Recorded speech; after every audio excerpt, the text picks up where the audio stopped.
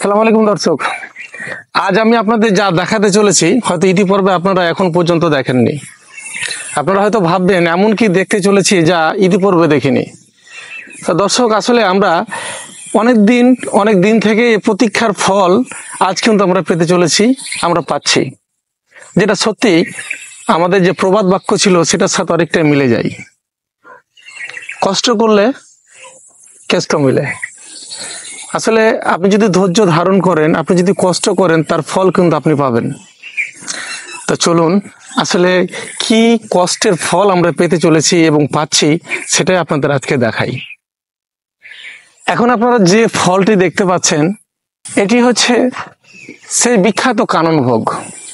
আপনারা হয়তো জানেন, ইউটিউবে অনেক সময়তে আপনারা এই ভিডিওতে দেখেছেন বিপুল বাবুর যে ইন্ডিয়ার খুব বিখ্যাত একটি আম হিসাবে পরিচিত 12 মাসি, সেই বিপুল ভাবের আমের নামটি হচ্ছে কাননভোগ।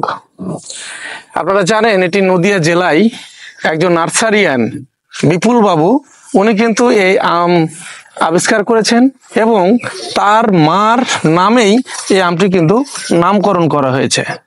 আসলে এই আমটি আমাদের কাছে, আমি বিশেষ করে যখন ইন্ডিয়া যাই, এটা সায়েন্স সংগ্রহ করি এবং এটা ওনার কাছ থেকে যখন নিয়ে আসি, সেটা সত্যি একটি চ্যালেঞ্জিং বিষয় ছিল এবং এই চ্যালেঞ্জিং বিষয়টি আসলে বাস্তবে রূপ নিল।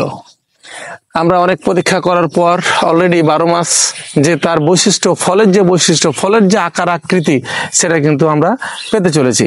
তবে এই গাছটি দেখে আপনাদের ভালো লাগবে না, মোটেই ভালো লাগবে না, কারণ ভালো না লাগারই কথা। কারণ এটি হচ্ছে সে মাদার গাছ, আমরা যেটা থেকে সায়েন্স সংগ্রহ করি আর আপনাদের দেওয়ার জন্য চারাগুলো কিন্তু এখান থেকে আমরা তৈরি করি। সবচেয়ে মজার ব্যাপার হচ্ছে, আমরা যে গাছটিকে এত অত্যাচার করি, এটার প্রতি যে এত জুলুম করি, অর্থাৎ চারা তৈরি করার জন্য আমরা যে সাইনগুলো আমরা কেটে ফেলি, তারপরও সে কিন্তু তার যে চিরাচরিত যে রূপ ফল, সেটা কিন্তু সে একটু ব্যতিক্রম নয়। আলহামদুলিল্লাহ, আমার খুব ভালো লাগছে এই কারণেই, আমাদের বাংলাদেশের যে একটি জাত আছে যেটি গোপালভোগ নামে পরিচিত, এটি একটি আর্লি আম। এই আমটির সাথে আমটির অনেকখানি কিন্তু মিল আছে। এটার স্বাদ যদি বলেন, এটার গন্ধ যদি বলেন, এটার ভিতরের অংশর রং যদি বলেন, অনেকখানি কিন্তু সেই গোপালভোগের সাথে কিন্তু মিল খুঁজে পাওয়া যায়। যদিও এটি একটি স্পেশাল আম। আপনারা জানেন বর্তমানে বাংলাদেশে বেশ কিছু 12 মাসি জাত আছে, যেমন কাটিমন, বাড়ি 11। এগুলো এক একটি মৌসুমে এক এক রকম রূপ ধারণ করে, চরিত্রগত দিক তার বৈশিষ্ট্য ফুটিয়ে ওঠে। কাননভোগ কিন্তু তার সবচেয়ে ব্যতিক্রম ধর্মী, তার উল্টো দিক। কেননা এই আমের বিন্দু পরিমাণ কোনো আঁশ নেই এবং আমটা বাণিজ্যিকভাবে চাষাবাদের জন্য একটা উপযুক্ত আম। ওপরটা খুব টাইট শক্ত হয়, কিন্তু ভিতরটা আবার কিন্তু রসালো। সত্যি একটু অন্যরকম একটি ব্যাপার স্যাপারের মধ্যে আছে, যেটা আসলে আপনাদের আমি বলে হয়তো বা বুঝাতে পারছি না। আপনারা যদি একটি ম্যাচিওর আমের বৈশিষ্ট্য দেখতে চান, তাহলে আমটা দেখতে পাচ্ছেন, আমটার চেহারা, রং ঢং, আমাদের যে গোপালভোগের যে ভিতরে আর উপরের অংশ যে একটা ফোটা ফোটা একটা দাগ থাকে, সুন্দর আকর্ষণীয়, সেটার সাথে কিন্তু অনেকটা মিল আছে এবং আমের সাইজ, শেপ, গঠনগুলো অনেকটা কিন্তু ঠিক ওই রকমই অবস্থা। তো যাই হোক দর্শক, আমি খুব বেশি কিছু বলবো না, আপনাদের এটুকুই বলবো, যদি আপনাদের এই বিপুল বাবুর কাননভোগ লাগে, নদিয়া জেলায় ভারতের বিখ্যাত একটি 12 মাসি আম, এইটার যদি আপনাদের চারা লাগে, তাহলে কিন্তু আমাদের সাথে যোগাযোগ করবেন। তবে সত্য কথা হচ্ছে, আপনারা যদি বেশি পরিমাণ চারা চান, তাহলে কিন্তু আমরা দিতে পারবো না, কারণ এটার এত পরিমাণে চাহিদা, এটার যে পরিমাণ চাহিদা, আমাদের চারা ওইভাবে উৎপাদন করতে আমরা পাচ্ছি না, আমরা যার কারণে একটু হিমশিম খাচ্ছি। তবে অবশ্যই ধৈর্য ধরবেন, আপনাদের হয়তো বা 1টি 2টি 3টি 4টি আমি চারা দিতে পারবো, তবে সেটি হচ্ছে সময় সাপেক্ষে। তো সবচেয়ে ভালো কথা হচ্ছে, এই আমটির কোনো রোগ নেই। অর্থাৎ আমরা সাধারণ অর্থে বাড়ি 11 কথায় যদি বলি, বাড়ি 11 এমন একটি আম, যে আমটি এই অবস্থায় আসলে তাকে প্যাকেট করতে হয়, প্যাকেট ছাড়া সে আমটি টিকে থাকে না, নষ্ট হয়ে যায়। আলহামদুলিল্লাহ, আমি এইটার যে যার গুণাগুণ দেখছি, সেটা কিন্তু সম্পূর্ণ ভিন্ন। এই আমটি খুবই শক্ত একটি আম। এটি প্রাকৃতিকভাবেই কিন্তু এর রোগ প্রতিরোধ ক্ষমতা অনেক বেশি, যার কারণে আমটি কোনো প্রকার ফ্রুট ব্যাগের প্রয়োজন হয় না। ফ্রুট ব্যাগ ছাড়াই আমটি কিন্তু নির্দ্বিধায় টিকে থাকতে পারে। আসলে একজন আদর্শ আম চাষি কিংবা যারা বাণিজ্যিকভাবে চাষাবাদ করবেন তারা কিছু গুণ খুঁজেন আমের মধ্যে। প্রথমত হচ্ছে আমটি যেন অবশ্যই প্রাকৃতিক দুর্যোগ মোকাবেলা করতে পারে, আমটি যেন অবশ্যই একটি কৃষকের আশা পূরণ করতে পারে, তার যেন বাণিজ্যিকভাবে তার দাম ভালো পাওয়া যায় এবং সেটি যে উদ্দেশ্যে লাগিয়েছে অর্থাৎ 12 মাসি, সেটা যেন 100% 12 মাসি রূপ ধারণ করে, 12 মাসি হয়।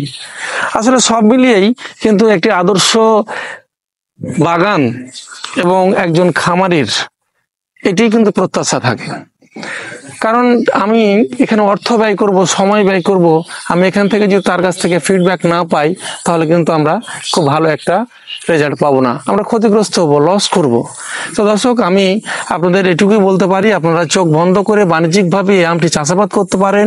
এটাতে কোনো প্রকার টেনশন নাই, কোনো ঝামেলা নাই, 100% করতে পারবেন।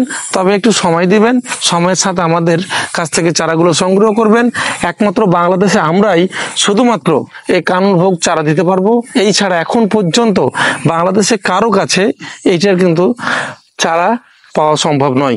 যদি কোথাও পেয়ে থাকেন অবশ্যই সেটি 2 নাম্বার, এটি 100% পরীক্ষিত। আর আমি আপনাদের আমগুলো দেখিয়ে দিচ্ছি, আপনারা আমগুলো দেখতে পারেন, এগুলোর শেপ, সাইজ, রং, তাহলে কিন্তু আপনারা অনেকখানি বুঝতে পারবেন।